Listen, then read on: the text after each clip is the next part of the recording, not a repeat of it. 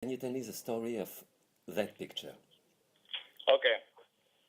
So this photo I took last October, the 15th of October, and it was during the revolution in Yemen. It was a day that the protesters went to the square to demonstrate the president, and suddenly the snipers from the government started to shoot the demonstration, and we ran to a mosque that it was nearby, and we ran there to take cover, and they were using the mosque hospital, and there was when I found Fatima inside.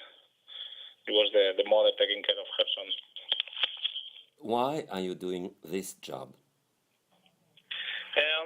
A lot of people ask me that, and for me, it's really important to feel that I'm documenting things that I'm connected somehow.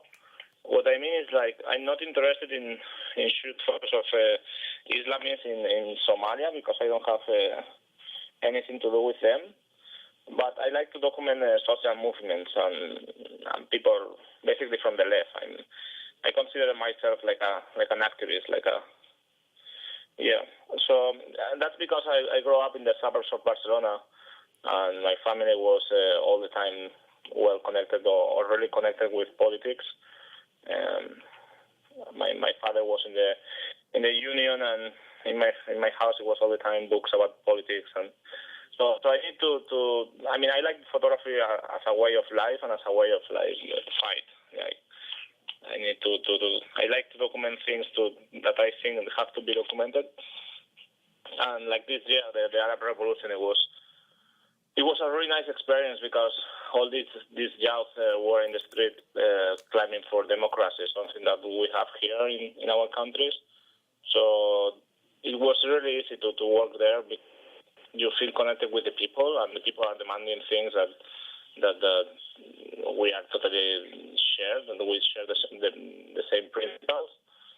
So it's the kind of stories that I like to do, like documenting. I feel connected with them, and yeah, that's why. What is the most difficult in your everyday life?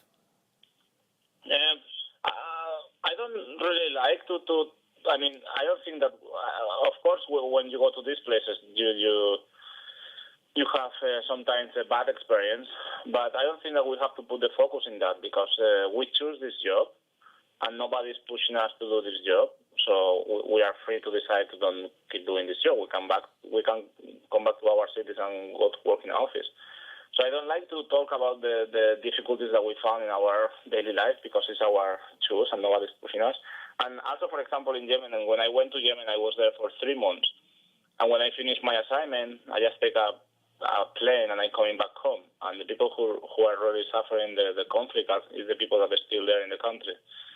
So I think we as a photographers, we don't have to forget never that the most important in our world, in our life, it's the people that we are documenting. It's not we ourselves. No, I think the most important, for example, in the workplace, the most important is Fatima and Said. I just was a witness, and that's it. So I don't really like to put the focus in our difficulties. And I'm sure you like the relationship that you can have with the people you shoot.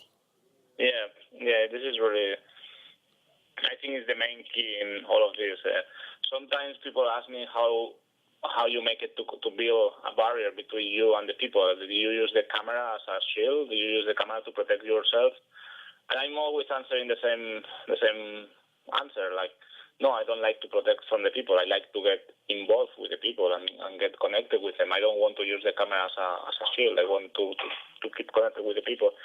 And yeah, for example, with the workers again, with Fatima and Said, I went to their house, and Said just gave me a big hug, and he was almost crying. I was also emotional, and he told me, "Thank you for deciding to come here to document our revolution." And so that's the kind of stories, the kind of moments that give you the energy to keep working in this kind of like connection with the people.